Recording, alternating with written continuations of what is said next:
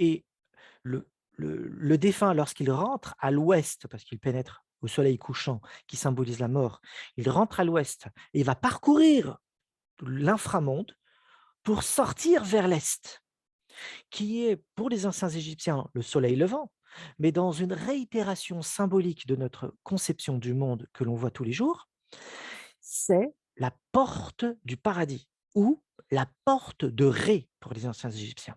C'est-à-dire que le jugement des morts se situe dans l'inframonde. Son jugement se situera là, la psychostasie. Et ensuite, il devra parcourir d'autres choses. Et une fois qu'il l'aura parcouru, à un moment, il devra se transfigurer, ce qu'on appelle la magie Ahu. Et à partir de là, son bas, ce qu'on appelle son âme, dans le monde souterrain, à la porte du Levant, son âme bas va se transformer, s'illuminer, parce qu'il approche l'horizon de l'au-delà, qui est un pays empli de lumière. Il va se transfigurer en Ar.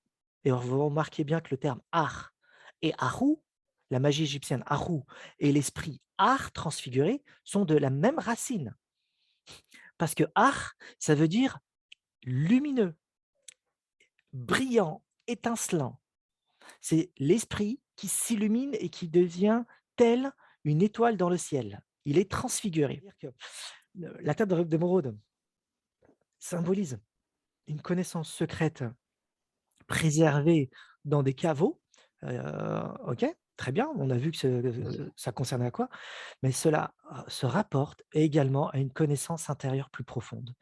Et la table d'émeraude est verte parce que pour les anciens Égyptiens et le monde gréco-romain, la couleur verte symbolise le Noun, c'est-à-dire le monde indifférencié.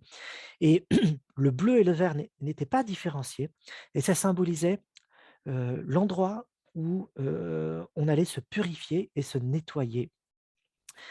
Et ça symbolisait aussi la vitalité et la fertilité du monde. Voici ce qu'on a découvert dans des tombes et qui est mentionné dans ces formules magiques. Et ça, remarquez bien, le scarabée est recroquevillé sur lui-même. Vous voyez, ses ailes ne sont pas déployées. Ça symbolisait le cœur du défunt. Regardez, maintenant c'est une autre analogie.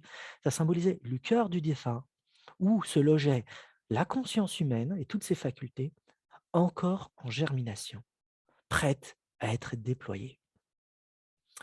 Et regardez maintenant,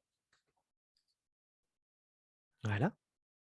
Donc ici, vous avez les deux sœurs que sont Nephthys, on reconnaît ça, ce qui est posé sur sa tête, c'est pour montrer que c'est Nephthys, et Isis, qui sont des parturiantes, c'est-à-dire qu'elles donnent naissance aux êtres vivants, qui entourent un scarabée noir, vous voyez bien, recroquevillé sur lui-même. Ça, c'est Atum. C'est Atum Khepri que l'on a vu tout à l'heure. C'est ça le Atum Khepri.